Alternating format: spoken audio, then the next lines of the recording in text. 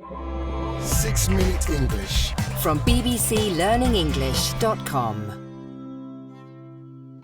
Hello, this is 6-Minute English from BBC Learning English. I'm Neil. And I'm Sam. Sam, have you ever heard the expression, a problem shared is a problem halved? Yes, Neil, I have.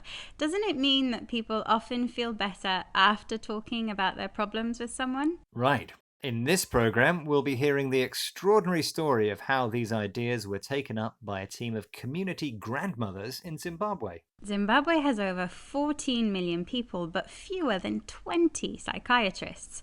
After years of economic turmoil, unemployment, and HIV, mental health is a huge challenge, and doctors estimate that 1 in 4 Zimbabweans suffers from depression or anxiety. When it proved impossible to find free space to use in hospitals, psychiatrist Dr. Dixon Chibanda came up with the idea of turning public park benches into spaces for therapy. He recruited grandmothers who have both free time and plenty of life experience to talk with individuals struggling with mental health issues like depression, anxiety, and trauma.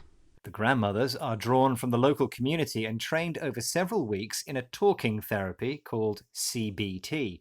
But what does that abbreviation, CBT, stand for? That's my quiz question. Is it A, chatting-based therapy, B, conversation brain therapy, or C, cognitive behavioral therapy? Well, I think I'll say C, cognitive behavioral therapy. Okay, Sam, we'll find out later. Now, although the recent history of Zimbabwe has left millions struggling with mental health issues, at the start of his project, Dr. Dixon Chibanda was the only psychiatrist working in public health in the whole country. And as well as a lack of provision, many villagers were suspicious of talking therapy, preferring to rely on traditional faith healers instead. Which is why when Kim Chakanetsa of BBC World Service's The Documentary podcast spoke to Dr. Dixon Chibanda, she started by asking him whether people were supportive of his idea. Initially, there was a lot of skepticism, a lot of resistance, particularly from colleagues who thought this was not evidence-based and it wasn't going to work. The whole idea of training grandmothers, this has not been done anywhere else in the world. So naturally, there was resistance. Were you at all apprehensive? I was, to be quite honest. At first, Dr. Dixon Chibanda's ideas were met with skepticism, an attitude of doubting whether something is useful or true. Grandma benches were a totally new idea, never seen before anywhere in the world, and so his colleagues naturally felt some resistance, refusal to accept a change or new idea. Which left Dr. Dixon Chibanda feeling a little apprehensive, worried that something bad was going to happen to his project. Fortunately, as it turned out, Dr. Dixon Chibanda's apprehensions were wrong. Grandmothers are highly respected in Zimbabwean society, and as they started listening, people began opening up and telling their stories. The grandma benches have empowered over 50,000 people to deal with their life problems, and Dr. Dixon Chibanda even has plans to move his idea online, giving the world access to a virtual friendship bench. Here he is again explaining on the BBC World Service's The Documentary podcast why he believes his ideas have been so successful. It works because it's simple, it's cheap, and it's run by communities, particularly grandmothers, who are in essence a resource in African communities. They are the custodians of local culture and wisdom. That's why it works. And it, I guess, does away with Western concepts which remove the stigma that is normally associated with mental illness.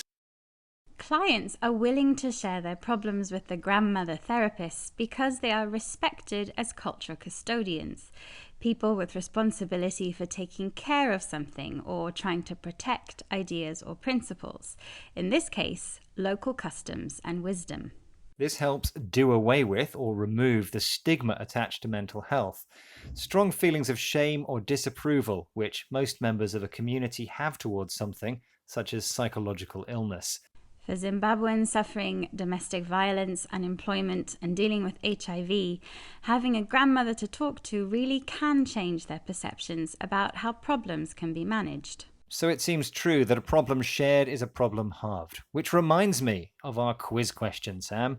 Yes, you asked me what the talking therapy abbreviated to CBT stands for, and I said C, Cognitive Behavioral Therapy. Which is absolutely right. CBT, a way of managing problems by changing ways of thinking and behaving. So this week we've been hearing the inspiring story of Zimbabwean Dr. Dixon Chibanda's Grandma Bench Therapy, an idea which was initially met with skepticism, a doubtful attitude, and resistance, refusal to change and accept new ideas. Dr. Dixon Chibanda's feelings of apprehension, worries that the project would fail, proved false when his team of grandmother therapists were treated as custodians, or protectors, of wisdom and life experience, who really could help people suffering depression, poverty, and trauma. The success of the project helped do away with or remove strong feelings of shame or disapproval felt by many people regarding mental health, known as stigma. To hear more inspiring topical stories, join us again soon here at 6 Minute English. Bye for now. Goodbye. 6 Minute English from the BBC.